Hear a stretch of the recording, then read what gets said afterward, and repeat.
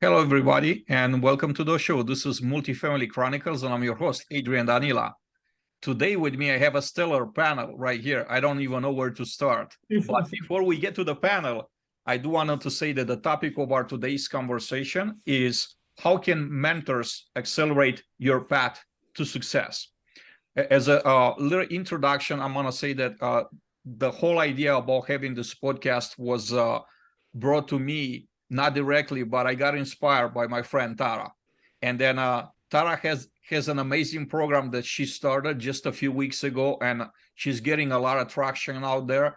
This is how the whole idea about having a podcast around her idea came about. So Tara, I wanted to start with you. Please introduce yourself to the audience and tell us a little bit about your amazing program.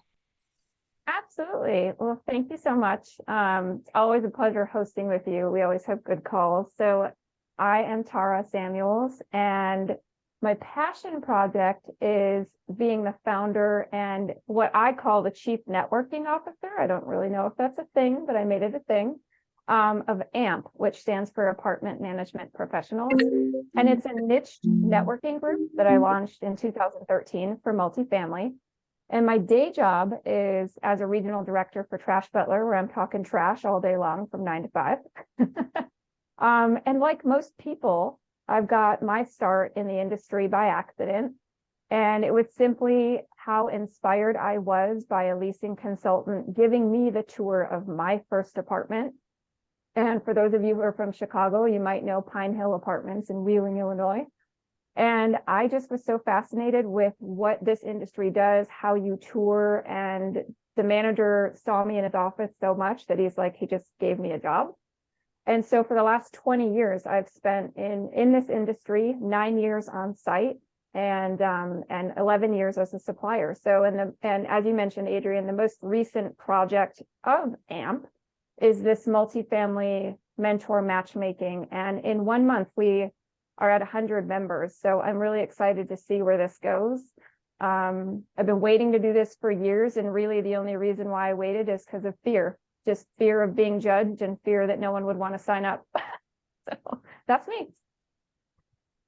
Tara, I know that you have a couple of slides that you would like to share with the audience. Would you like to do that now? Yeah, let me do that really quick. So what these slides are is I wanted to see if this industry saw what I saw, which is opportunity. Can you guys see the screen? Mm-hmm. Yes. Okay, perfect. So I did, we're all part of these groups, Multifamily Insiders, Apartment Buzz Network, and I just put it out there to just kind of see what is everyone else feeling, because I can't be the only one. And really what I learned on this poll was that there are, thank goodness, there are some management companies and companies that have a mentor program. It's rare, but there's 17% here that have it. But really, there's a need and there's a want to either provide mentoring services to a mentee, or there's folks out there who just are looking for some guidance and some mentorship. So I put this out there to not only start the conversation, but really to just reinforce that there is a need. And then just the same results. Similar about half and half on Apartment Buzz Network. So I really just wanted to kind of solidify what this group is about and why we're doing this and why we're having this conversation. Tara, before we go to the next guest, what's the best story that you could share with the audience about, being a mentor or being a mentee? Well, I'm going to tell you that I'm probably not alone, that I have several mentors. I'm going to highlight two of them. One of them is in the industry and the other is not. The one in the industry, I'm sure many of you know her, Diana Petro. She's the president of RMK Management in Chicago. What I learned from her is to speak up, to have a voice in a boardroom. I've served on the Chicagoland Apartment Association board twice. And she's been in that boardroom with me. And, sometimes as a female, you get a little insecure to speak up. And she is one of the kindest, most humble people. But if you don't mistake her outside for not being tough, she really just taught me to have conviction in my voice and to speak up and be heard. And then the other person I'll say is the first person who really kind of gave me a chance at my big girl job. In my early 20s, I was working for a real estate auction company. And the gentleman is Mike Fine, who I'm friends with today. He's still my mentor. I've worked with him at 3 of his companies now. And what he taught me was when you have a mentor, what you're looking for, what I was looking for, is someone who trusted me and someone who believed in me and who kind of saw things in me that maybe I was unsure I saw in myself. And I started a staging business for his auction company. And one day I called him and said, hey, I'm having an argument with the painter. I want to paint a few pieces outside orange, and he won't do it. And he said, I was looking for his just his stamp of approval. And he said, Tara, I hired you for a reason. I believe in you and I trust you. And that should be all that matters. If this is your gut, go for it. And so that just kind of sums up the people in my life who've really given me the confidence to trust myself and my judgment. Thank you, Tara. We're going to Christy next. Welcome to the show, Christy. Thank you. Please tell us a little bit about yourself, and also we'd like to hear what's your best story about being a mentor or a mentee. Sure. So I've been in the industry for 25 years now, and like Tara and so many of us, we get in by accident and then we just never leave. You surprisingly end up loving the job and loving the industry. So I started in leasing years and years ago, worked my way up, and I actually worked with Melissa, who you all see here too. And I was in a marketing role on the operations side for about 17 years before I came over to the technology side where I am now with RealLink. And I guess you could say that I am a video mentor to a lot of people these days, because I absolutely believe in the power of video and incorporating that into every aspect of our businesses. So Tara's been sending videos out to this group that we're in with the mentoring. We get videos from her on Fridays, and they're just quick little snippets, but you feel like you're really connecting with her, and you can hear her voice and see her body language, and it's just so much better than a regular email. So I do a lot of that in helping other people get comfortable on camera, because it's not easy. And a lot of people do need mentored through that to feeling comfortable in that. Tara, to your point, feeling like someone believes in you. Yes, you can do this. It's not just for people like you who have a podcast every week. So that's what I do in the day-to-day. And my experiences with, as experienced as I am in my career, I still am mentored. I, like Tara, have mentors inside and outside of the industry, and they both give me such different perspectives. And so within the industry, I have a couple of go-to people, especially where technology is concerned, because things move so quickly. And, for a while, I felt like that was something that was really hard for me to keep up on as a marketer with all of the other things that you have to do day in and day out. So surrounding myself with people who are smarter than me.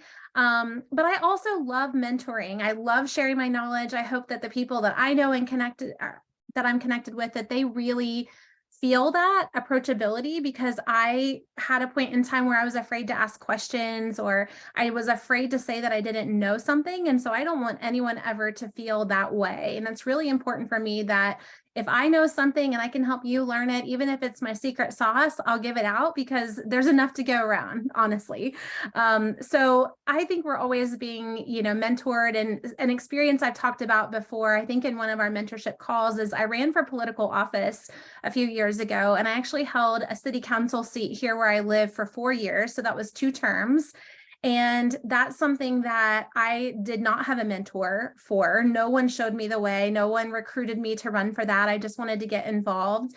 But now that's something that I am offering to other people is, hey, if you're thinking about this or thinking about getting involved, I'm definitely not the expert, but I've been through it. I've had to run a campaign. I've had to file the petitions. And so we're going to talk, I know, more later about how to know when you're ready to be a mentor. But those experiences are all around you, and you're going to absorb from people, whether you think they're your mentor or not. And then you also are able to pass that knowledge back down to others. And I think that's important, that we always send the elevator back down to pick up the next group of people to bring them to the top. Thank you, Christy. Next, we're going to Melissa. Welcome to the show, Melissa. Hello, thank you. It's so great being here with people that I know and a couple of people that I've just met through this initiative. But Christy was my office mate for years. And I don't know if I would consider Christy a mentor, but a confidant. And that is something that I think runs very parallel with a mentor and intersects often. But my name is Melissa Joy. I am the Senior Vice President of Operations for Village Green, and I oversee the Ohio, Kentucky, Indiana, and Carolinas for Village Green. Been with the company, it'll be 23 years in April. And much like everyone else, I also have accidentally found my way into this business. And I love the story of how I got into this business, and I'm just always very proud to share it. But when I was in high school, literally high school, fresh with my driver's license, my favorite aunt was in the business, and I had to go to work with her I chose to go to work with her over a spring break week. I think it was my junior year, had to write a paper, and I'd been to work with my mom and dad a few times, and I wanted to be my aunt. So I was like, can I come to work with you? And she worked at an apartment community. She was the assistant manager, and they put me to work. I went every day that week, and I was making copies and filing bills and delivering newsletters and all the things. And it was the 90s. So it was way before technology, way before the world as we know it today in this industry exists. But at the end of the week, they got a call from the regional manager that they needed a Saturday leasing girl. And I was the girl. And so they hired me, and I was in high school. I worked my way through high school, worked my way through college, was going to be in some legal field. And then I thought maybe accounting. And I just kept getting opportunity after opportunity working in this industry. And I finished my degree, and I never left the industry. And I absolutely love it. I live and breathe people. What I love so much about this industry is how tightly connected we are with the people of this industry. If you're on site, it's the residents. If you're at an operations level, it's your fellow associates and the clients and your supplier partners. And so something I'm very passionate about is sharing my story and hearing other people's story.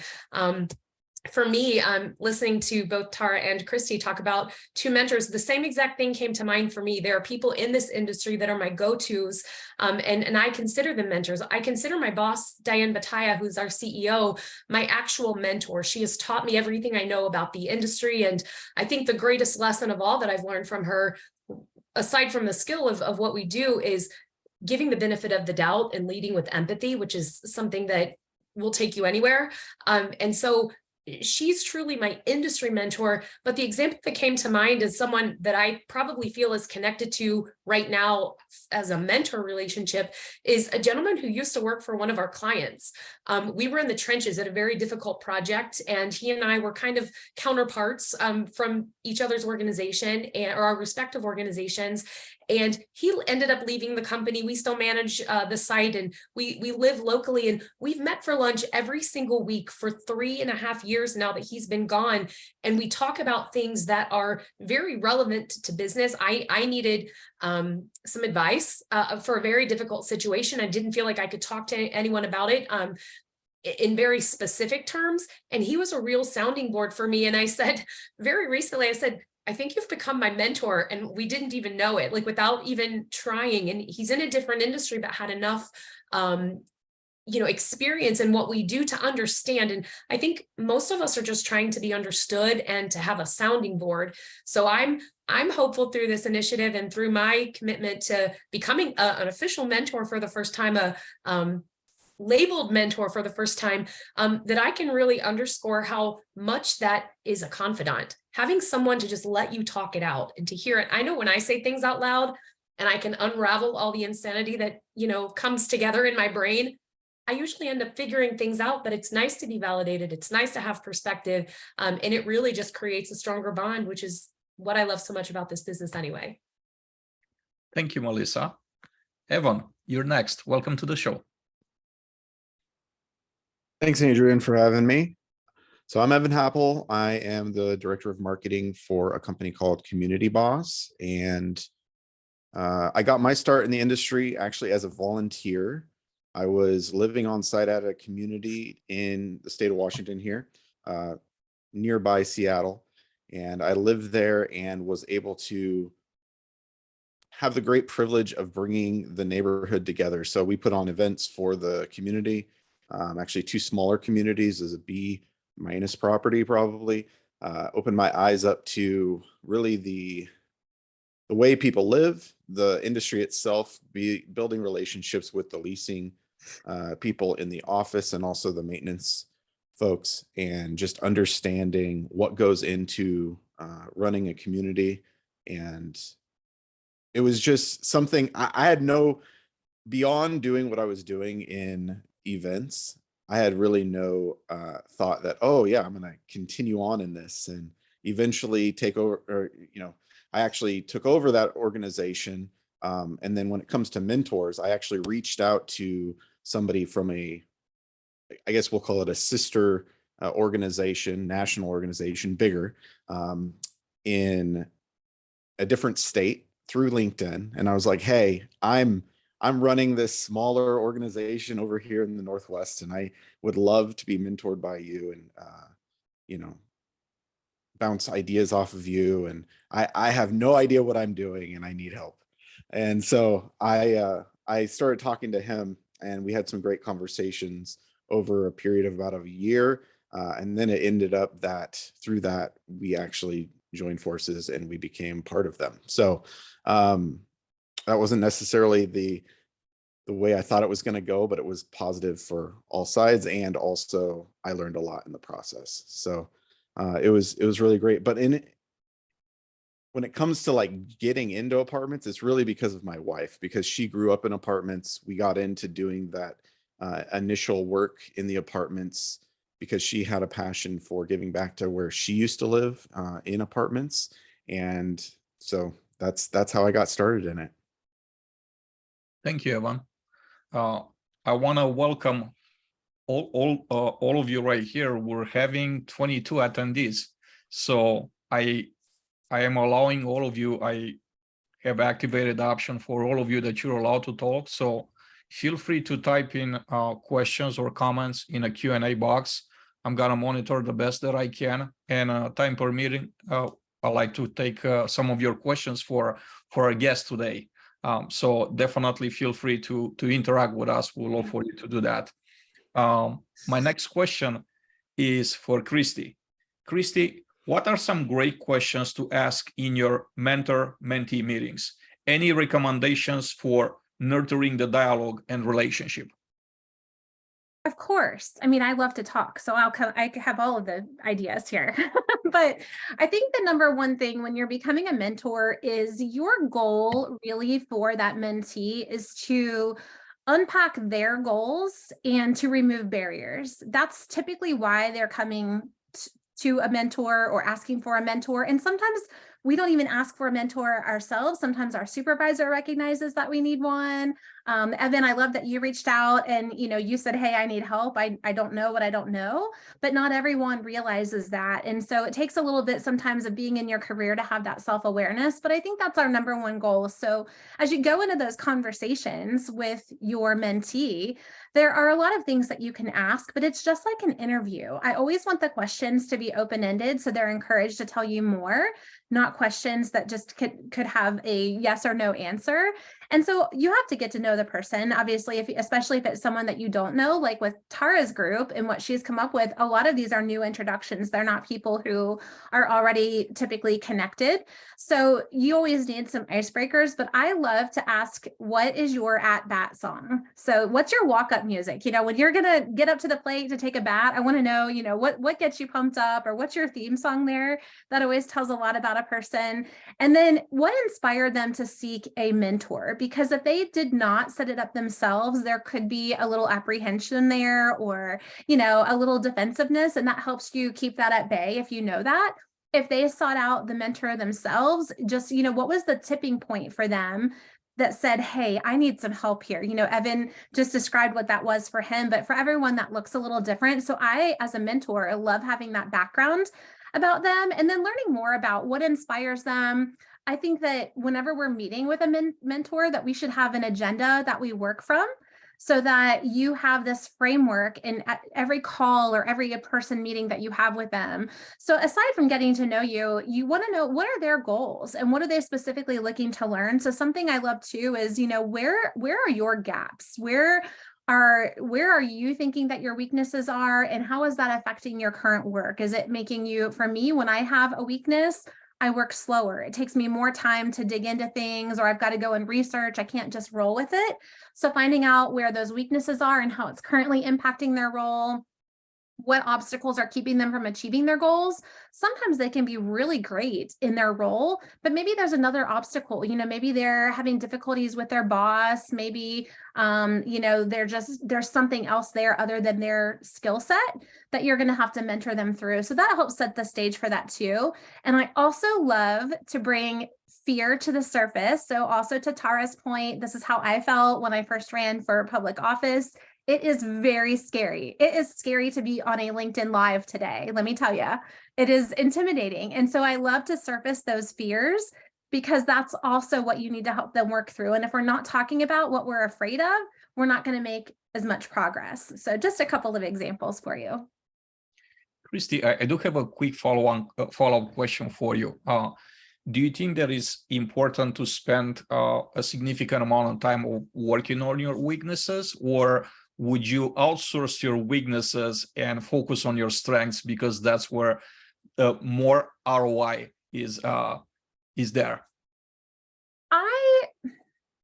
Gosh, that's a tough one. I feel like if we're not addressing the weaknesses, then that's a lack of self-awareness. And that I feel like when you're not good at something, now if it's a part of your role, now if it's something, I don't need to know how to develop a website because that's not my role. I know enough about it to be dangerous, but I'm not going to go and attack that weakness because that's not anything in my line of work that I'm going to be doing or that I like to do. I do not want to be a back-end developer. So I wouldn't spend time on that weakness. Now, if I need to get better at analyzing reports or, come into a meeting better equipped with data and being able to know how to speak about that data, to Tara's point too, her mentor teaching her how to speak with conviction, I would work on those weaknesses for sure.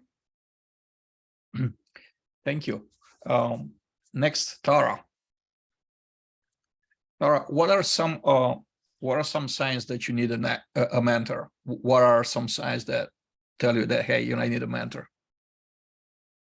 So it's funny. I always think, have you guys ever seen that comedian who's like, "Here's your sign"?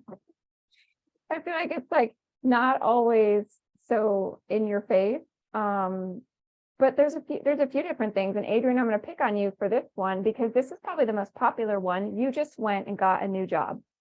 And that is actually a really good time, in my opinion, to get a mentor because you're not only starting a new role, but you're starting a new company. And in the event that you don't stay within your industry, if you're someone who's getting a new job outside of multifamily, that's a perfect time to get a mentor. If you've got a side hustle and you want to incorporate some of those other skills into your 9-to-5, and I know none of us work 9-to-5, so I'm just doing this, but that's usually a really popular trigger. I would say some other times, just like reflecting on my own experience, and I'm aging myself here, but sometimes you need to just like shake the Etch-a-Sketch, right? You need to just reset. And for those that don't know what an Etch-a-Sketch is, it's like hitting Control-Alt-Delete on your life. You just need like a clean slate. You need to kind of let go of some of the past and some of the static noise and refresh. And so that could be a time, but to Christy's point, like you have to be a little self-aware to know when some of this happens. So if you're not that in tune, then a job change could be something. If you're required to do any goal setting with your current job, whether it's quarterly, annually, don't wait to do this for your review, but maybe you just need some help and you've got writer's block almost. That could be a time where if you're sitting down and you've got a pen and paper and you're like, okay, my supervisor just asked me to write down my goals for my role and for the next year. And if you sit there and you're like, I don't have a clue what to do or what to write, that could be a sign. And I would say, and I'll kind of tie in a quick story to this.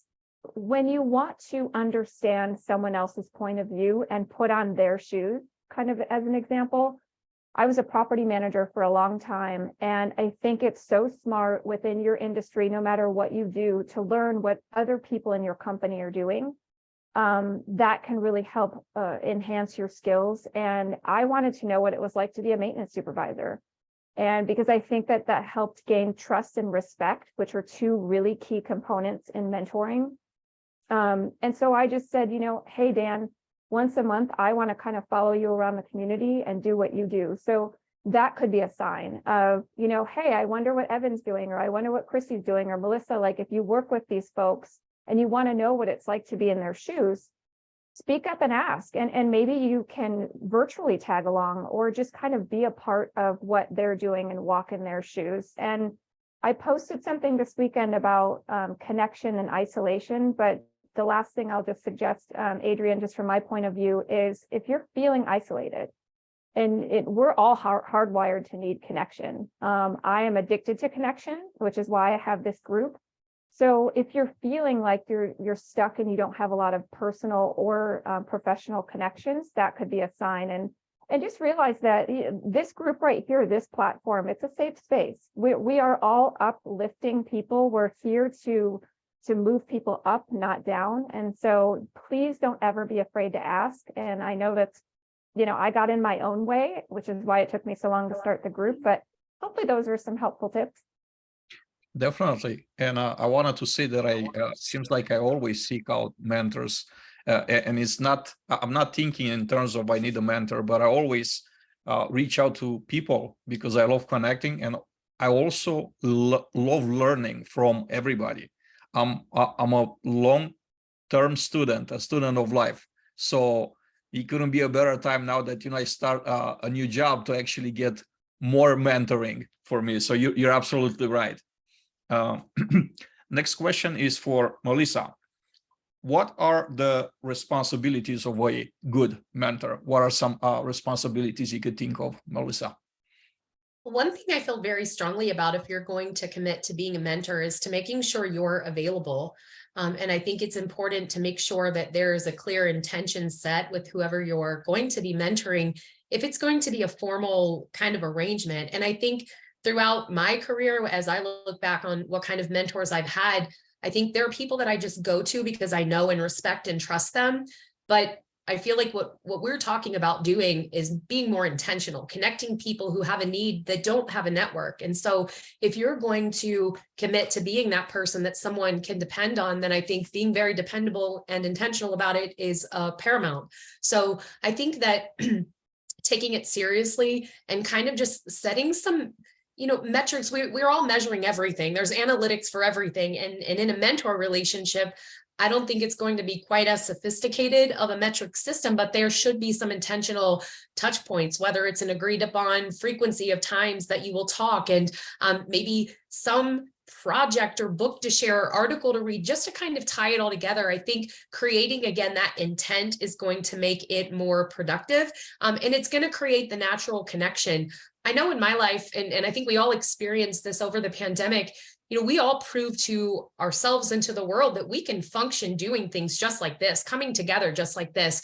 But there is truly no substitute for one-on-one connection with people. We're all human beings, and we're all nervous and anxious and have human emotions and reactions in different settings. And so while it's not easy, you know, I am going to mentor someone and have met her. We're not in the same geographical location, so I'm not going to be able to physically see her, but I can have a one-on-one conversation with her, and I can text with her, and I can email with her, and kind of zoom out a little bit and then zoom in a little bit. And so I think the intentional time and the intentional agreed upon course of action during that mentorship, of course, it can evolve from there, and it should. And for those of us who have spent 1 minute in this industry, you know very good and well you can plan your day, and if anything goes according to plan, please call me, because I've never had a day go like that. So I think that's the most important. And then I think being a really great communicator, not just about the things that are going well, but having crucial conversations when things aren't going well. Like, hey, I'm giving my time here. Is this working for you? Because I want to make it productive. Or just being afraid to have difficult conversations. So when I think about what I lack as a human being, a leader, a mother, a just contributing member of society, it's the ability to be comfortable being uncomfortable. Like, I love being everyone's positive mentor, and I love having that too. But I also love when people from a place of love and respect and wanting goodness for me says, hey, that didn't come across the right way, or hey, Did you consider this point? So I think there's a real need for not just sunshine and rainbows all the time. There's this toxic positivity like phrase that keeps getting thrown out there, but just the willingness to be vulnerable with whoever you're going to be mentoring so that it's impactful. Thank you, Melissa. Mhm. Evan, what is the best way to go about finding or choosing a mentor? I think there's lots of ways. I think it depends on what you're looking for, but I shared that I found a mentor through LinkedIn. I discovered a few different people that I knew I could learn from, and I just first I connected with them, and then I directly messaged them. I think the biggest thing is you have to have confidence in just asking people, and you'd be surprised how many people would respond positively. I think most people like to share their knowledge and experience with others. If they don't, then you don't want them as a mentor anyways. But I think most people find it to be kind of flattering that somebody would even ask them, hey, I'd love to learn from you. So LinkedIn, I think, and especially the age of what we're at now, is probably the fastest way. You start following people and following their career, look at their history of work, and then see what they're posting. And if it resonates with you and that you think they might be open to having conversations over Zoom or a phone call, then just reach out. And if it's not them, maybe they know somebody else that would be a good fit for you. So there's that, but then there's also just your local people, your local affiliates, or people in your work, right? Melissa talked about how somebody within her company is really her mentor, and that can definitely be a thing, because some companies even have real mentorship programs that are pretty solid, and they're really trying to get people to progress in their career within that company. But if it's just you also personally want to develop yourself, there's a lot of different ways to also see people as peers. So whether that's friends or people that you want to help develop your own, your personal, not necessarily your character, but like personal traits and things, like things where you're falling off. Could even be your physical health, like you want to improve your physical health. Get around people that are good at personal training, or they just have good habits, right? So look at the different aspects of your life, because it's not just about your professional. Like, we need to be well-rounded and holistic in how we approach ourselves. So make sure you're looking at your physical health, maybe it's your spiritual health, if that's whatever that looks like for you, but also your professional, because you can go full bore in professional and then everything else suffering, your family included. So true. We have a few very, very interesting questions from our attendees.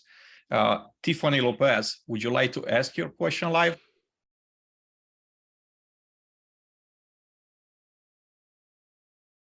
How about Brian Erickson? Absolutely, I'd be happy to. Please.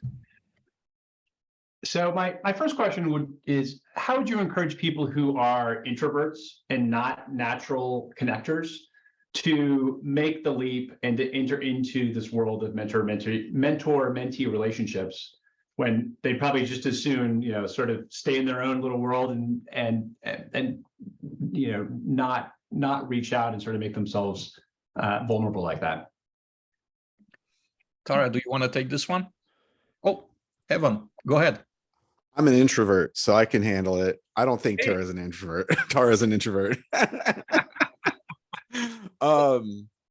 But I would say, honestly, what I've found is it really just takes taking a step forward, and you just have to get out of your comfort zone and realize what you need, because I'm kind of in that place of, I would be fine just huddling in a corner by myself, and I'm like, I'm good. I don't need to talk to anybody.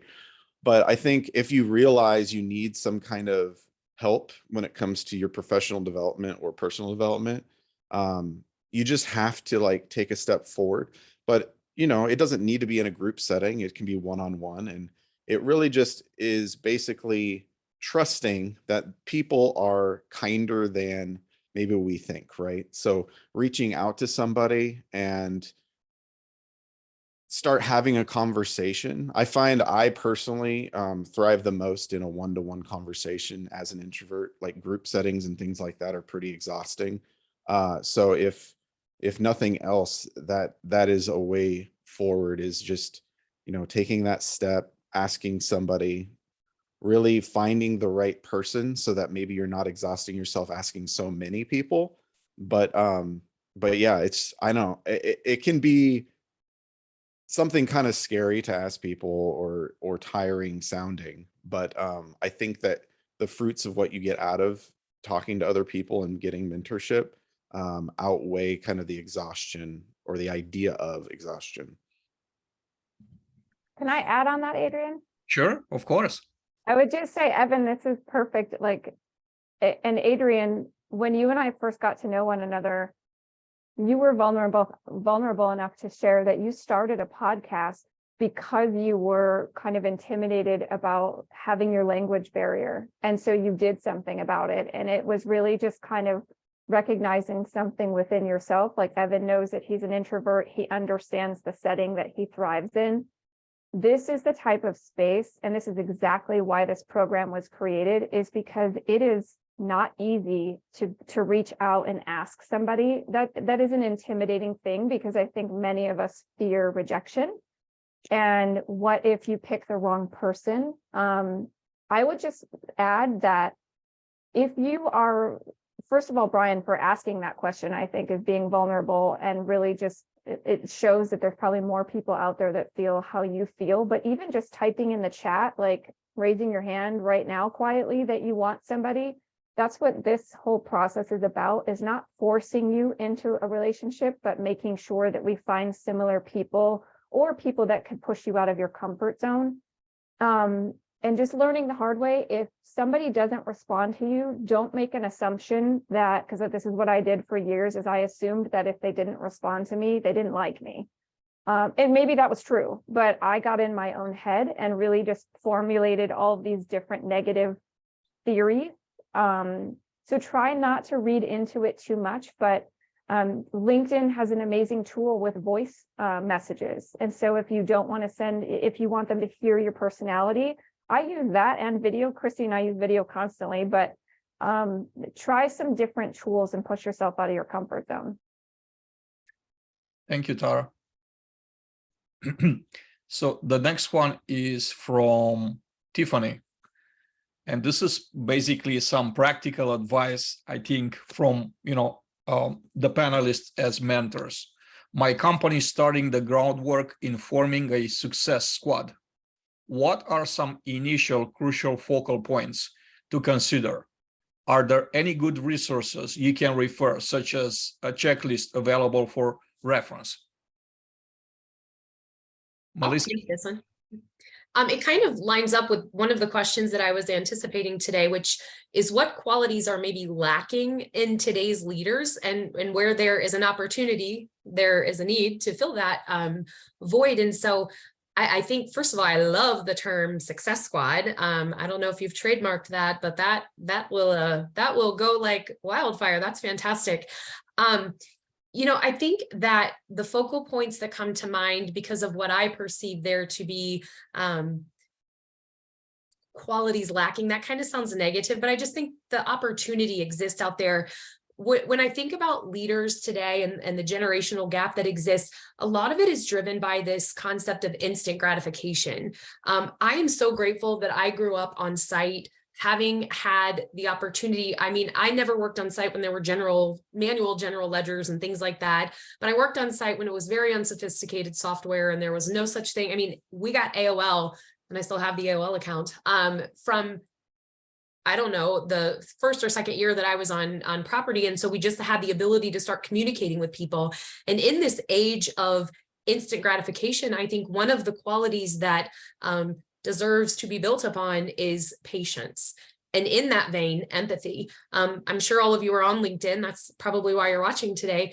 But there was an article floating around about a year ago or so by Forbes, and it was talking about how empathy is the most critical leadership skill. And when I think about what is lacking for all of us, and myself included, we can all have more empathy, really just the ability to understand. We're in a business that is dealing with people's homes and their lives. And so there couldn't be a more human component to any industry besides what we do. And so I think that that focal point of leading with empathy and having patience, the other thing that really comes to mind is, and you know, again, I'm grateful that I kind of grew up a little bit in this industry before I got to see what was going on in the world. But a lot of people want to get, you know, from A to Z without experiencing the rest of the alphabet, and they skip very critical steps of what is necessary to learn as a leader about yourself and about other people and about the way the world works. And so I think, you know, as I zoom out and think about what kind of mentor I would want to be, I really want to impress upon people the value of being in the trenches and playing out the game. I know we all want to know the outcome, and everyone wants the next step, and everyone wants to be,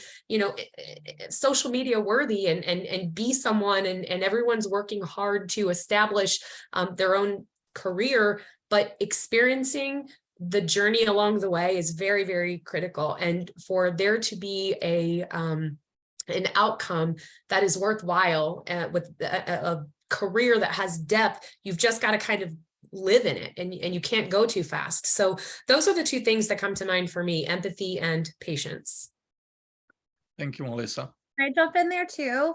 Of course. Another thing, if you're building out a program, a more formal program, I think that something else that you have to keep in mind is not everyone makes a good mentor. That you might have people who are really, really good at their job, but it doesn't translate always, sometimes it does, into being a good mentor. So if you have a great salesperson, or you have someone who just does this fantastic job on your service team, they're really good at that job, but sometimes they're not going to be the person who should be mentoring your next people coming up through the ranks. As far as those personal relationships go, we just all have different skill sets. And so I do think that it's really important that you have some way to measure the mentor and the mentee. So the mentor is always going to be giving feedback to that mentee, but I also think mentees have a right, if they're coming to the table and they're taking in and absorbing all of this mentorship and coaching, I do think that they also need to be able to give feedback about their mentor. So, you know, if you're in a one-on-one and you're working with someone outside of your organization, that might be different. But if you are putting together a more formal program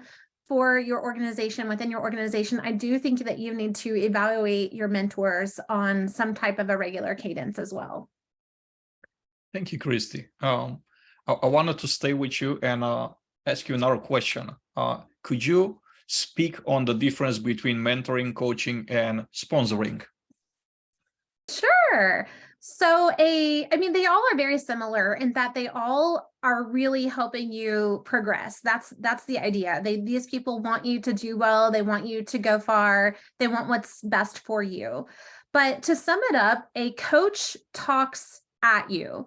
They're the person who's going to give you direction when you're in the middle of the game, right? They're helping you when you're right in the middle of the strategy, and they're helping you see what's coming next. And so they're talking at you. A mentor is talking with you. So that's more collaborative. And I asked or gave you the questions earlier that a mentor should ask of a mentee to get those conversations started. So those are very much two-way conversations. And then a sponsor is someone who talks about you. And I don't mean in a bad way, but that is the person who is going to be your advocate and who is going to talk about you and put in good word for you when you're not in the room. And so that doesn't happen. I mean, that typically happens for more organically on the sponsorship side, whereas mentorship is a more formal program or process. So that sponsorship tends to happen more organically. And I feel like I try to always be sponsoring people, but I don't sponsor people lightly. I mean, you really have to be doing a good job at your job. You really have to be working hard, and I will be happy to advocate for you in meetings. And there are people who, you know, don't yet have positions at the leadership level or, you know, at an executive level, but they're working towards that and that's their goal. Well, they're not in those meetings to say, hey, Mr. CEO, they can't advocate for themselves. And so you really have a duty, I believe, when you get to that level, to be advocating for those people who are ready to be moving up the ranks or who are working their way towards that. So that's the difference between a sponsor. And that just happens more organically. You can ask people to sponsor you, but most of the time they just do it because they recognize the good in you and that you're ready. And they'll start speaking about you and representing you in those meetings and conversations. Thank you, Christy. Evan, the next one is for you. Do you think that mentors and mentees should be in similar diversity groups or in different groups? From like, you know, let's say, for example, gender or ethnicity. I don't think it's like a prerequisite. I think it depends on what you're trying to achieve for yourself. But I find that whenever I've talked to people that are outside of the male, this guy, I learn a lot because it's a different perspective. And if you always are just talking to somebody that's you, basically, then you're not really learning beyond your sphere or your box. And you're really, I think you're holding yourself back because there's a whole part of the world that you're missing by not learning from people that are not just like you. So basically diversity. Yeah, I think it's more comfortable to talk to somebody that's just like you, but I think by staying in your comfort, you're limiting your potential. How about that? Yeah, there's not a lot of growth in a comfort zone, is it? Right. Thank you. Tara, you're next. Tell us a little bit about the concept of reverse mentoring. Have you participated in this kind of a professional development? I think it's so timely that you asked that. And I see that Vanessa chimed in on the chat talking about kind of that next generation and really having, I don't know if Vanessa was trying to say reverse mentoring, but I think it's so needed and overlooked. And my experience with it kind of happened, the idea of, I think before it was labeled, is when I was sitting in the boardroom as the youngest person on the board thinking, at that time, I was a little afraid to speak up, but I felt like I had some things to share. So my kind of version of reverse mentoring is like burning the org chart, right? Like you start a new job, and one of the things HR tends to give you is the organizational chart, which is really helpful to understand, okay, who's here, and how does it cascade down? And that's important, but I think where we lack in this industry is giving a voice to some of those underrepresented titles, right? Like I have so much that I can learn from a leasing consultant, from a porter, from a groundskeeper. It doesn't matter the title. There's a leader out there who always talks about how you can learn from the janitor, right? So I think that that's just a group that's been underrepresented. And I think one of the ways that we can change that, aside from this group, because that's on my radar for this group, because we have a lot of diversity within the members here, but is to, in your own world, at your own company, think about the next time you're invited to a meeting, whether it's in person or it's virtual.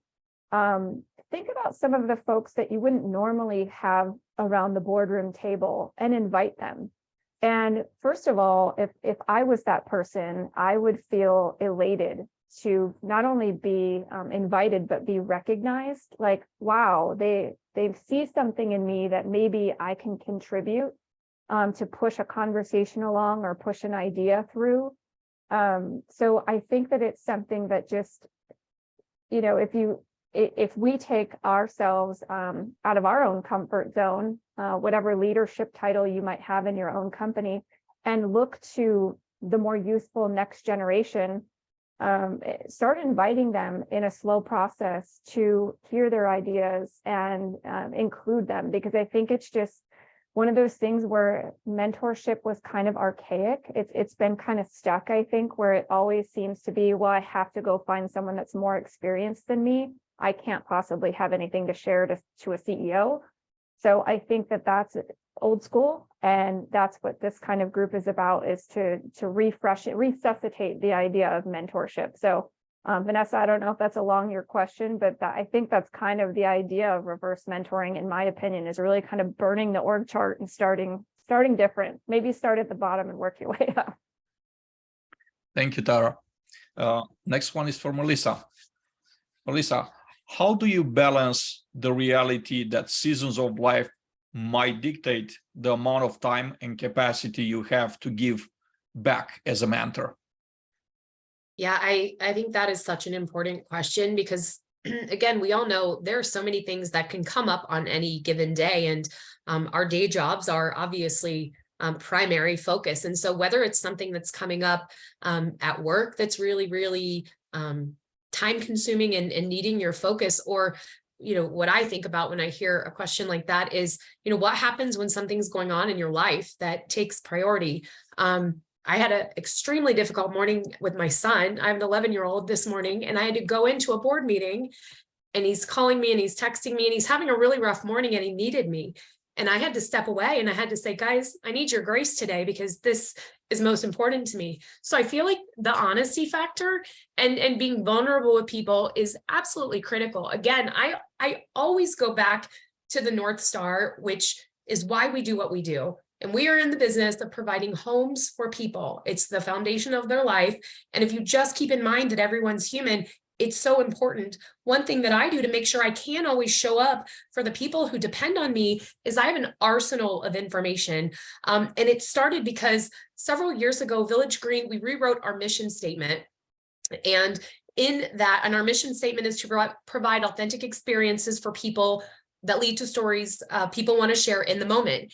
And as a part of that initiative, we started having these daily go meetings, like a daily huddle, and they've evolved. And I was gung-ho ready to do this, and we did it every single day. It was a 15-minute call. And then I realized, okay, well, I was sick a day and I was on vacation a day, and I had to start relinquishing control. And then I started kind of creating this arsenal of information that I wanted to share with my team. And I wasn't sure when I was going to have the meeting, but I had this list of articles saved and books that were read and podcasts someone recommended, or an account that was influencing me in a positive way that people should maybe follow. And so I created this database that I could share. And so right now, today, if something's going on in my life and I can't show up the way that I would normally show up, I've got a bank of things that I can depend on to share with people. And it's funny, my very good friend who I hope she watches this, she said something to me and she said, I mean this in the most loving way, but you're a prolific oversharer. And I'm like, if I didn't know the place that was coming from, which is your heart, I would maybe think that's not a compliment, but it's what makes someone want to be attached to you. When you are authentic and you are trustworthy and you show your human moments and you are honest and communicate about what's going on, it's fine. I think the comment that we talked about earlier, being intentional and having, I don't know how formal any of you can get or would get in a mentorship relationship, but having some intentional dates and times and content, even if it's loose framework, will help you when the going gets tough. And if you have a rough morning with your son and he can't show up to that meeting, a quick email that says, hey, I know we were going to talk about this today. Why don't you read this article that I read a couple of weeks ago that I found very encouraging, and we'll talk about it next time we connect. So I think planning for, the unanticipated but imminent kind of interruption that will come to life is a critical part of being a leader, and it's certainly a part of being a mentor. Thank you, Melissa. Next is Christy. That's a question for you. When do you know that you're ready to become a mentor? Oh gosh, I don't know if you really ever know, because as we've talked today, a lot of times it just happens organically where you meet someone or you click with someone or you recognize that you have this need for help and you ask someone and maybe they don't even think they're ready to be a mentor, but you ask them and so they say yes. But I think the keys, we've already touched on some of these, is, you have to be available.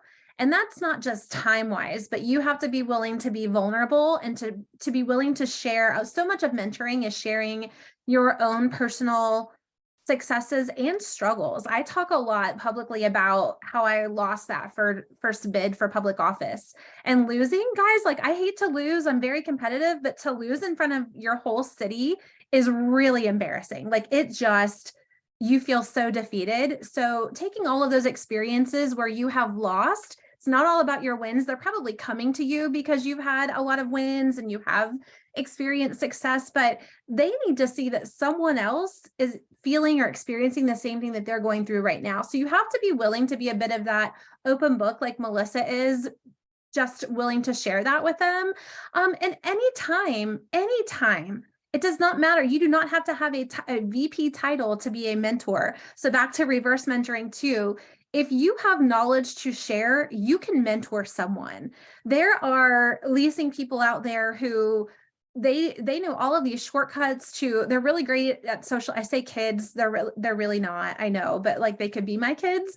They're really good at social media things and all of these, shortcuts to posting content or creating content. I love to learn from them. So I think that if you have anything to share, you're willing to share it. You are willing to open up your, availability a little bit. And the funny thing is, we're all so busy. But I do think, I read this in a Forbes article, or maybe it was Fast Company not too long ago, but it said, it's funny how we perceive that we don't have a lot of time to give or to do all of the things that we want to do, but we always end up finding time, and we seem to make time for things that feel meaningful for us. So as mentors, our schedules are packed, we're all back to back.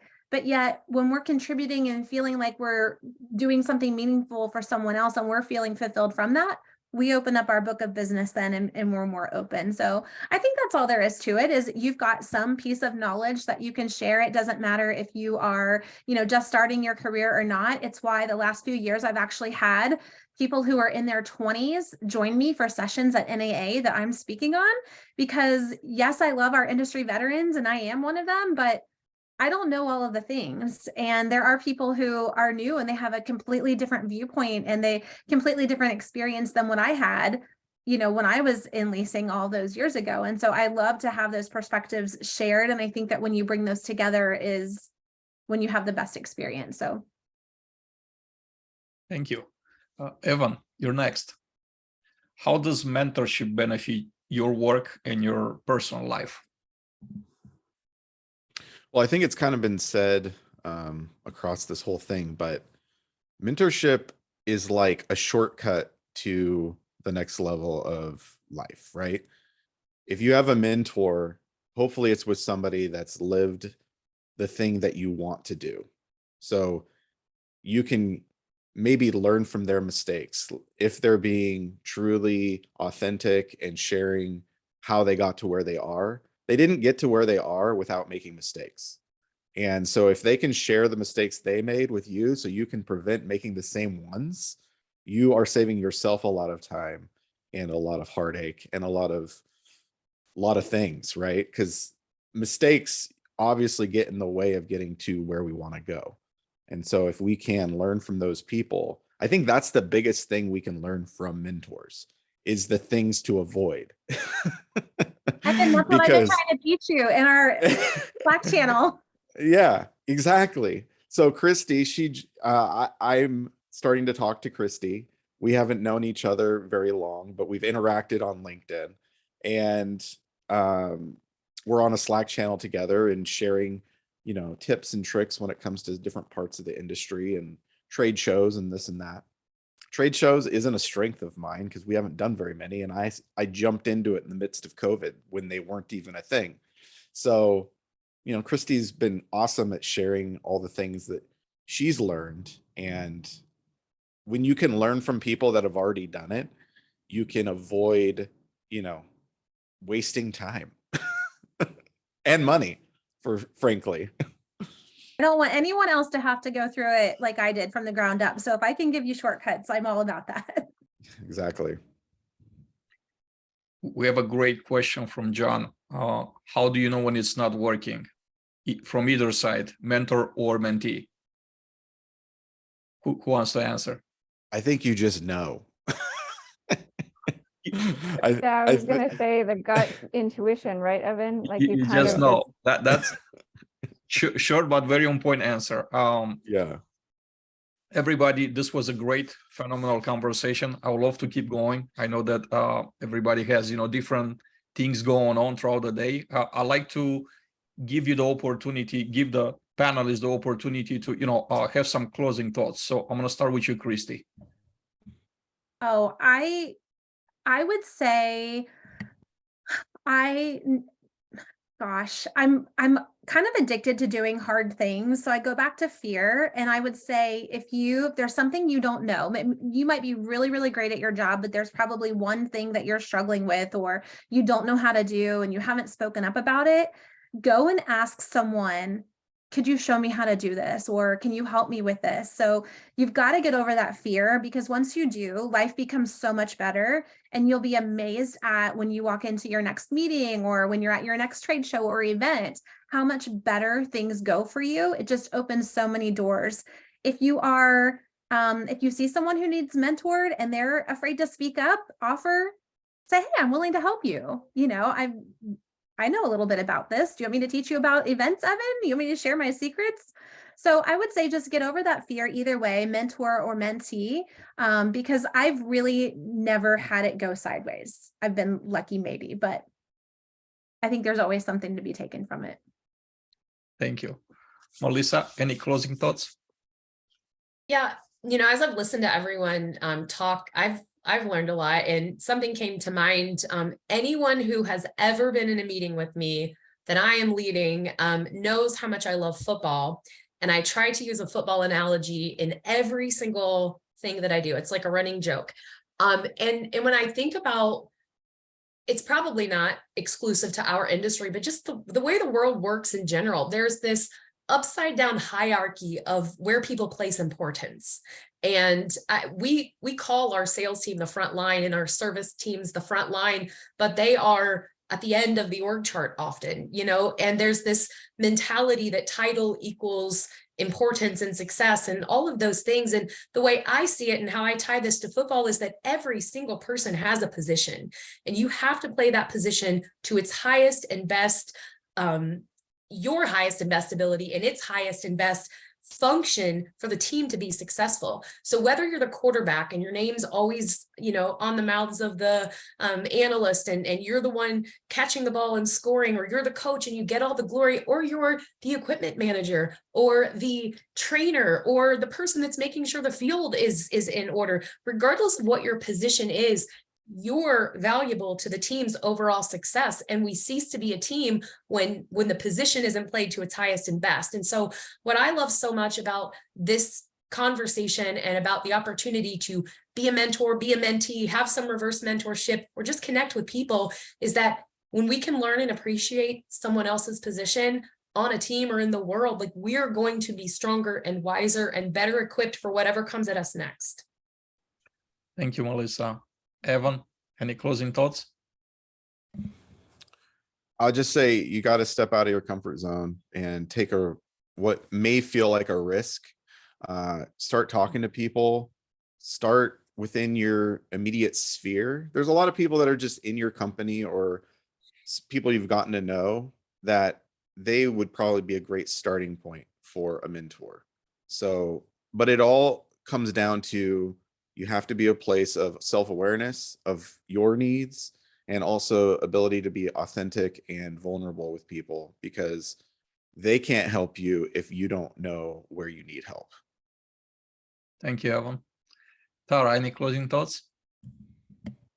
Yeah, I'm going to get sappy for a second because I'm a little bit cheeseball when it comes to this stuff. It's almost like Evan teed it up perfectly. And then Christy, that song, like, this kind of ties in, because I'm very, very, like, to me, music, like Melissa, I love football, love it. And for me, music, I feel like there's always a song to kind of help you understand what you're going through or to motivate you out of a funk. And what I'll say to the group, and this is the sappy moment, but I love documentaries, and there's one called Step.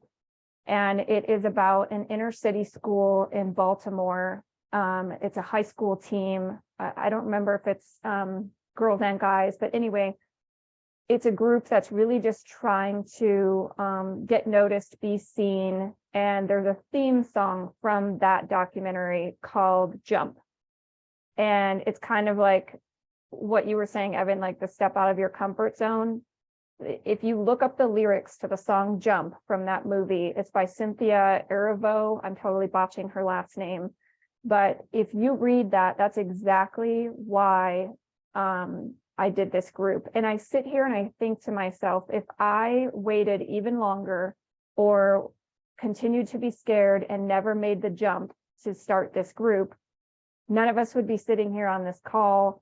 We've already had successful matches, which we're going to highlight on Thursday in another call. Like, if I never did that, what if? Like, what? I'd be so mad for waiting even longer. But it's really just find that courage within yourself. Your jump doesn't have to be big. A jump can be really small. And the tagline for my networking group is building your network one connection at a time. If you just focus on the small jumps and just the one, I think it'll be less daunting and easier to stick with. So that's my sappy closing remarks. Thank you, Tara. And thank you to all of you, to the panelists, to those of us that join us, stayed over the top of the hour. This was an amazing conversation. I could certainly see how we could return and do another episode here at Multifamily Chronicles if you're definitely interested. Thank you. For those of you that want to replay, rewatch, or listen to the conversation, I'm going to have it on YouTube probably by the end of the day today. And later on, it's going to be in a podcast format to where it's going to be a podcast episode for everybody that wants to listen to it on a podcast platform. Thank you very much for watching us today, for joining us. This is Adrian Danila, Multifamily Chronicles Live. I hope to see you back here soon. Have a great day.